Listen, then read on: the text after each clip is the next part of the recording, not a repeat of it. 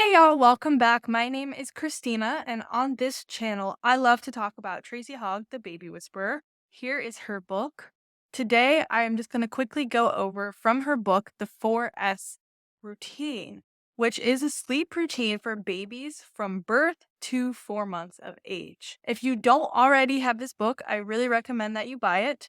This is going to be the most in-depth thing that you will ever read that talks about this sleep teaching method for young babies. Now, the 4S method is not sleep training. Sleep training happens at 4 months of age, but if you do the 4S method from birth, then ideally you won't ever actually have to sleep train your baby. And by 4 months, they will already be sleeping independently on their own.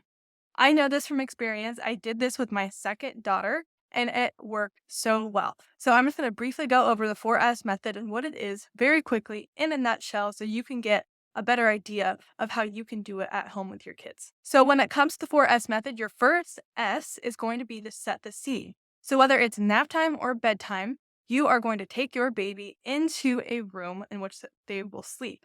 You will darken the room. You will make sure there are no distractions. You will make sure that it's quiet. So whether that's using a white noise machine, blackout curtains, whatever you have that you are using to prepare your baby for sleep, this can happen in your baby's own room in a crib, or it can happen in a bassinet in your room if they are still too young to be in their own room. The second S that you are going to do is swaddle.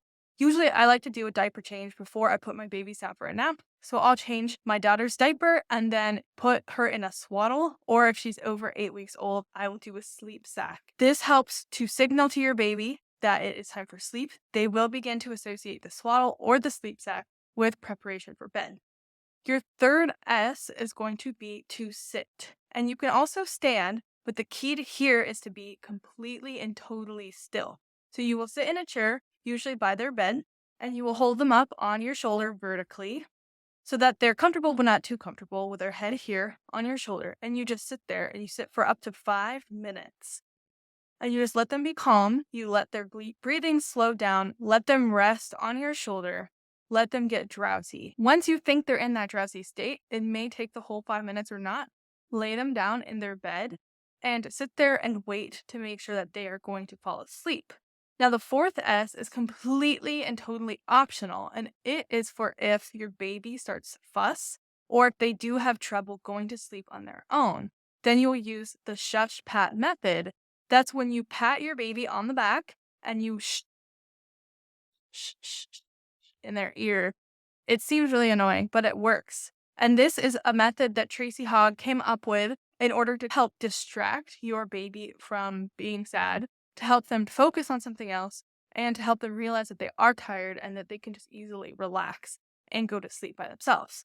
Now, the great thing about the shush pat method is that it can be done in their bed, and that's what makes it not a sleep prop. If you have to take your baby out of their bed in order to help them go to sleep, then you're using a sleep prop. But if you can use shush pat in the bed to teach them that that's where they sleep and that they can calm down in bed and they don't need anything else. They don't need to be taken out of their bed in order to sleep.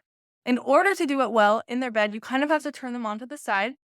So you can use towels to prop them up if that helps. For some reason, our bassinet was I think it was just flat enough to where my daughter could just be on her side very easily in it. But when we moved her to a crib, it was more difficult to put her on her side. Then you have one hand on their back. You can use your other hand to kind of keep them steady on their side and lean forward in their ear, shush, shush, shush, until they start to calm down. Then you slowly stop the shush and you slowly stop the pat until they are in a deep sleep. And that might take 10 to 20 minutes. It's not a quick fix.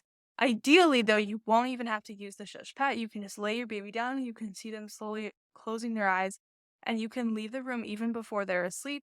A lot of the times your presence there might even distract them and keep them from falling asleep. So that is the 4S method in a nutshell. If you want to learn more about it, then I recommend getting Tracy Hogg's book, or you can check out my videos about it. I have videos of me doing it with my daughter and my experience of how well it worked for us as well that you can check out on my channel. Go ahead, give this video a like. Leave any comments below if you have any further questions. Also, feel free to subscribe so you can stay up to date when I release new videos that might help you with your baby and your toddler and their sleep. Thanks for watching.